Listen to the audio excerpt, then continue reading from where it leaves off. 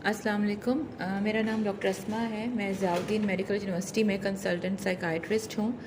आज मैं जिस टॉपिक पे बात करना चाह रही हूँ ये वो सवाल है जो हमारे क्लिनिक्स में इंडोर और आउटडोर और वैसे भी जो आम आपके मिलने जुलने वाले साथी और दोस्त होते हैं वो पूछते हैं कि किसी भी सिचुएशन में गुस्से को कैसे काबू करें और गुस्से को कैसे कंट्रोल करें। देखिए, जहाँ तक बात है एंगर इश्यूज़ की और गुस्से की, ये एक नॉर्मल इमोशनल स्टेट है। यानी कि गुस्सा भी हमारी एक नॉर्मल एक जज्बा है जो हमारे अंदर पैदा हो जाता है। कभी कभी गुस्सा ज़रूरी हो जाता है और कुछ ना कुछ गुस्सा जो है कभी कभी एक ड्राइविंग फोर्स होती है जो आपको किसी काम को करने के लिए एक एनर्जी प्रोवाइड करती है। तो it's actually an emotional state जिसकी इंटेंसिटी फ़र्क होती है। यानी कि माइल्ड सी इरिटेशन, एक इज़्तिराब सा, बेचैनी कभी कभी आपको किसी नाइंसाफ़ी पे महसूस हो, और उससे लेके इसकी रेंज होती है कि बिल्कुल गुस्से में आप बेकाबू हो जाएं, अपने आप को नुकसान पहुंचाएं, किसी और को नुकसान पहुंचाएं, चीज़ों का तोड़ फोड़ करना या अपने से कमज़ोर लोगों पर हाथ उठाना। तो it's actually a wide range इसके अंदर मौजूद होती है। जब भी गुस्सा आता है तो किसी भी और जज्बे की तरह, जैसे हम पहले भी बात करते हैं कि जब भी हमारे दिल में कोई जज्बा पैदा होता है तो वो अकेला नहीं होता, उसके साथ हमारी कुछ जिस्मानी तब्दीलियां आती हैं हमारे जिस्म के अंदर और हमारी कोई सोच बनती है, और ये सब जो सोच बनती है उसके साथ रवैया बनता है।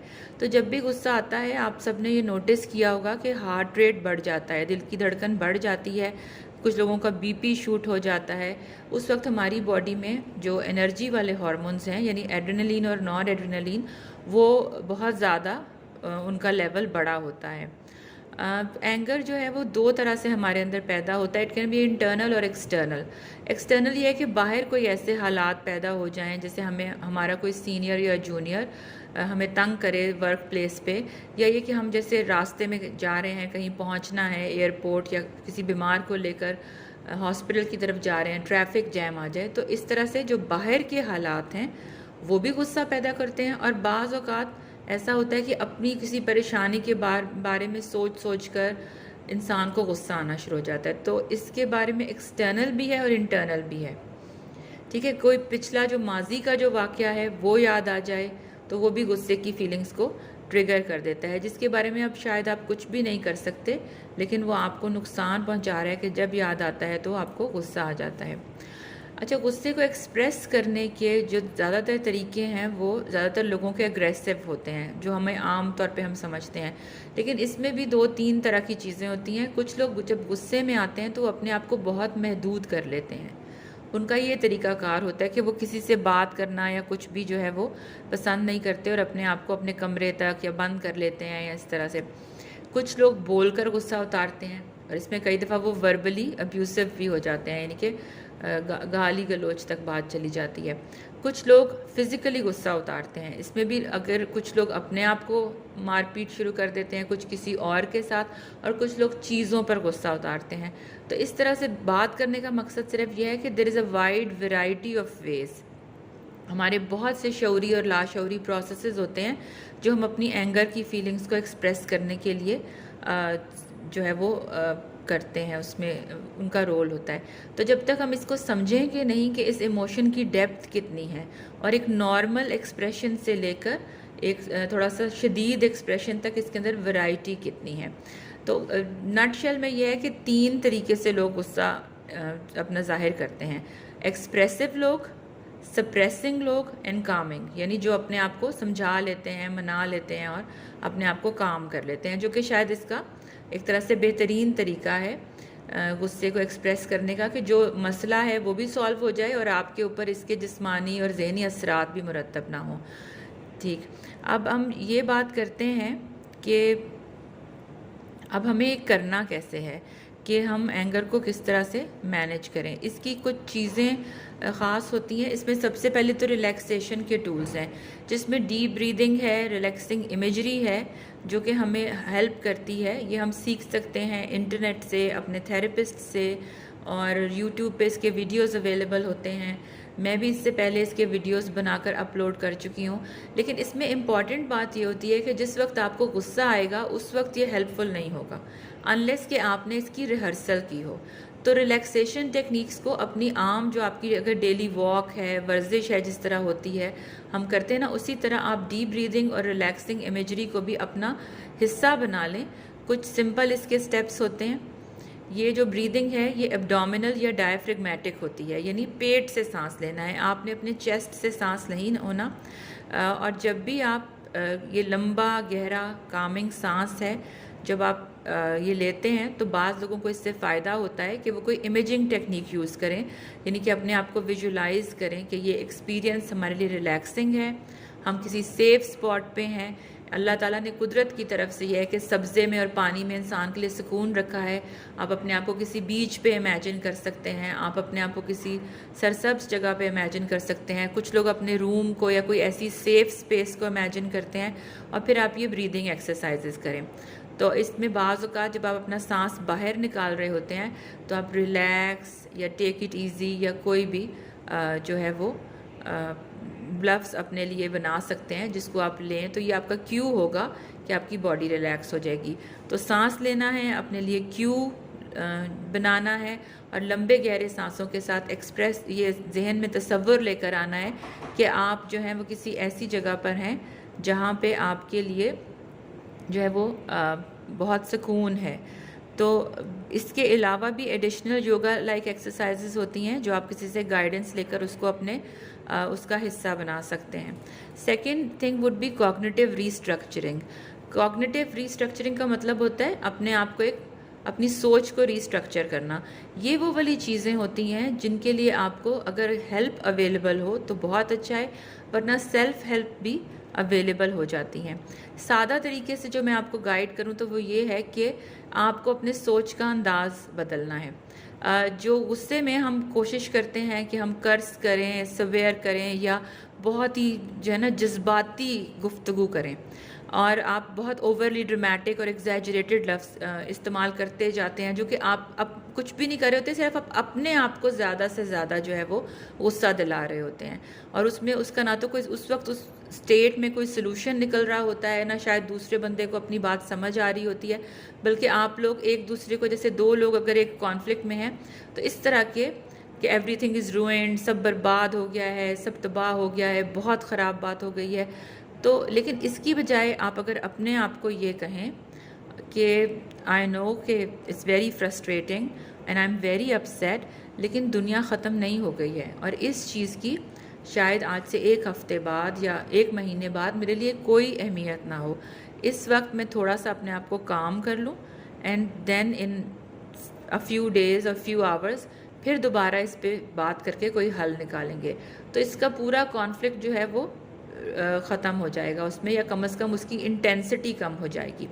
तो जो लफ्ज़ होते हैं ना कि अब हमेशा ऐसा होगा, अब कुछ नहीं बचा है, दिस विल नेवर वर्क, तो ये नेवर और ऑलवेज़ वाले जो है ना वो नहीं करने चाहिए। जैसे आपका कोई साथी है, उससे कोई चीज़ भूल गई है, उससे आपका कोई नुकसान हो गया, तो आप उसको ये नहीं कहेंगे कि आप हमेशा भूल जाते हैं।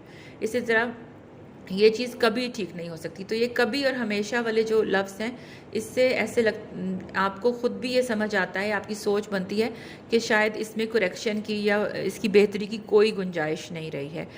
तो getting angry will not fix anything and it will make you feel worse. लेकिन अपने आप को कामिंग स्टेटमेंट्स देना और जिसे कहते हैं ना कि logic will defeat your anger, यानी लॉजिकल जो सोच है वो आपकी एंग्री सोच को शिकस्त दे देगी। तो इरैशनल होने की बजाय कोई रैशनल जो है वो अपने आप को एक सोच दें कि हाँ इस वक्त मैं परेशान हूँ, लेकिन let's talk about it tomorrow. वहाँ से अपने आप को हटा लें और किसी और रिलैक्सिंग एक्टिविटी में, जिससे हमने पहले बात की, ब्रीदिंग में या अपने आप को कर लें। कुछ लोगों को पानी पीने से फ़ायदा होता है, कुछ लोग अगर वॉक पे निकल जाएं उनको फ़ायदा होता है। अगर एक ही घर के अंदर हैं, दूसरे कमरे में चले जाएं, मुंह धो लें। तो ये सब छोटी छोटी टिप्स हैं जो हमें रिलीजियस बुक्स में भी मिल जाती हैं कि गुस्से के ऊपर कैसे काबू पाया जाए। तो जस्ट टू रिवाइज, हमने दो बातें की हैं, एक रिलैक्सेशन टेक्निक्स और दूसरी कॉग्निटिव रीस्ट्रक्चरिंग, यानी अपने आप को एक मस्बत सोच दे देना उस वक्त। Third would be problem solving. हम अपने आप को ये बताते हैं कि प्रॉब्लम्स दो तरह की हैं, एक जिनका सलूशन आप कर सकते हैं और एक जो आप नहीं कर सकते।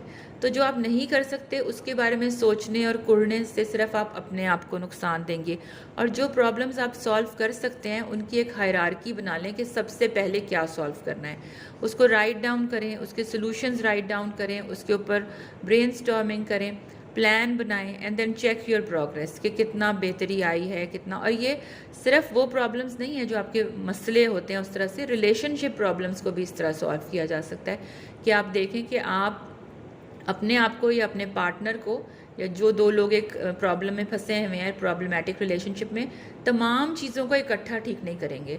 तो फिर एक जो चीज़ आपको सबसे ज़्यादा बॉदर कर रही है उसके बारे में एक प्लान बना लें, उसके बारे में बात करें, रैशनल थिंकिंग करें, लॉजिकल बात करें और उसमें एक दूसरे को इन्वॉल्व करके चलें। अगर प्रॉब्लम फ़ौरन सॉल्व नहीं भी होगी तो कुछ ना कुछ बेहतरी आ जाएगी। जो ऑल और नन थिंकिंग है ना, यानी कि या तो चीज़ें ठीक हो सकती हैं या नहीं ठीक हो सकती, यानी कि या तो ब्लैक है या वाइट है, लेकिन ऐसा नहीं होता। ज़्यादातर रिलेशनशिप्स, ज़्यादातर प्रॉब्लम्स जो हैं उनमें ग्रे एरियाज़ भी होते हैं, जो ना तो पूरे सफ़ेद होते हैं ना पूरे स्याह होते हैं। तो वो उनके लिए हमें कोशिश करनी चाहिए कि हम किसी भी चीज़ को बिल्कुल सिर्फ अच्छा और सिर्फ बुरा में डिवाइड ना करें।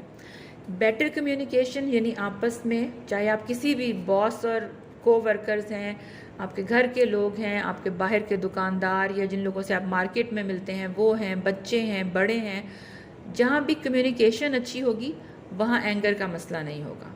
आप सिर्फ उस वक्त बात नहीं करेंगे जब आपका गुस्सा बेकाबू हो रहा है और आप किसी को बता रहे हैं। जब आपका अच्छा कम्युनिकेशन होगा तो आप उससे प्रॉब्लम के स्टार्ट होने से पहले ही आपकी कम्युनिकेशन इतनी अच्छी होगी कि जो चीज़ आपको बॉदर कर रही है आप एक दूसरे को बता सकते हैं, आप एक दूसरे को ब्रीदिंग स्पेस दे सकते हैं और डिस्कशन कर सकते हैं रादर देन वेंटिंग आउट।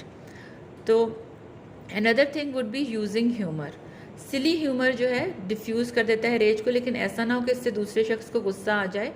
तो थोड़ा सा अपने आप पर हंसना ज़्यादा बेहतर होता है, जो है कि बजाय कि आप दूसरे के साथ मजाक करें। तो कोई अपने आप के बारे में कुछ इस तरह से कि एंगर के साथ ज़्यादातर बाज़ औक़ात आपको हंसी आ जाती है अगर अभी भी आप सोचें कि फ़लाँ वक्त में मैं इतनी सी बात पे इतना नाराज़ हो गया था। तो हर सिचुएशन में तो पॉसिबल नहीं होता, लेकिन ज़्यादातर सिचुएशन में पॉसिबल होता है that if you take humour का सहारा ले लें आप, यानी कि कोई मजाक का रंग दे दें, थोड़ी सी सिचुएशन का जो टेंशन है वो ख़त्म कर दें, तो सिचुएशन डिफ्यूज़ हो जाती है और कोई ज़्यादा बेहतर हल निकल आता है। पहले भी बात की है कि चेंजिंग योर एनवायरनमेंट, जब कुछ भी नहीं बन पा रहा तो फिर गुस्सा करने की बजाय उस जगह से अपने आप को हटा लें। Give yourself a break, make sure to have some personal time scheduled every day, ख़ास तौर पे अगर जो आपके स्ट्रेसफुल डेज़ हैं, लाइक जैसे वर्किंग मदर्स हैं वो घर आती हैं तो वो घर आते ही कोई काम शुरू करना या प्रॉब्लम्स को करना जो है वो आप नहीं शुरू कर दें। अपने आप को 15 मिनट का ब्रेक दें।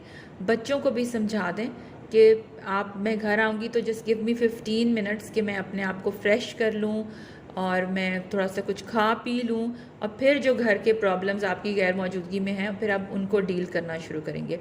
ये जो ब्रीफ क्वाइट टाइम है, this will prepare you better to handle demands from kids. या कि बच्चे एकदम आपको देखते ही कुछ कहना शुरू कर दें, आप बाहर से थकी हुई आई, आप गुस्सा शुरू कर दें और वो सारी सिचुएशन ब्लो अप हो जाए।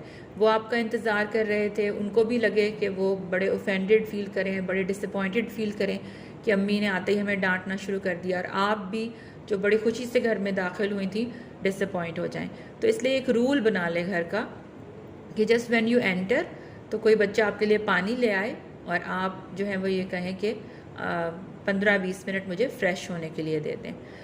कुछ और भी इस तरह के होते हैं कि जैसे टिप्स हैं रिलेशनशिप के हवाले से। टाइमिंग एक अहम टिप है कि ज़्यादातर जो कपल्स हैं रात के वक्त कुछ चीज़ पे डिस्कस करना शुरू कर देते हैं। वो वक्त होता है जब आप बहुत थके होते हैं। Everybody at night wants to relax. उस वक्त आर्ग्यूमेंट वाली चीज़ें शुरू ना करें, उसके लिए कोई और टाइम आपस में बात करके आप डिस्कस कर लें कि इस वक्त पर हम इस चीज़ को डिस्कस करेंगे।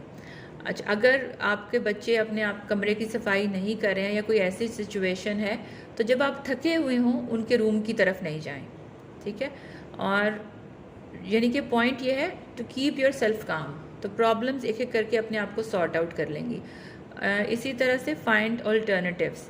फॉर एग्ज़ाम्पल, अगर आपको लगता है कि ट्रैफ़िक वाले जो रास्ते हैं वो मुझे मैं जल्दी पहुंच जाता हूं, लेकिन वहां पे ट्रैफ़िक होती है और मैं गुस्सा आ जाता है और फिर मैं गुस्से में अपने ऑफिस पहुंचता हूं, तो आप एक लंबा रूट ले लें जो लेस ट्रैफिक वाला हो, a different route and more scenic, less congested.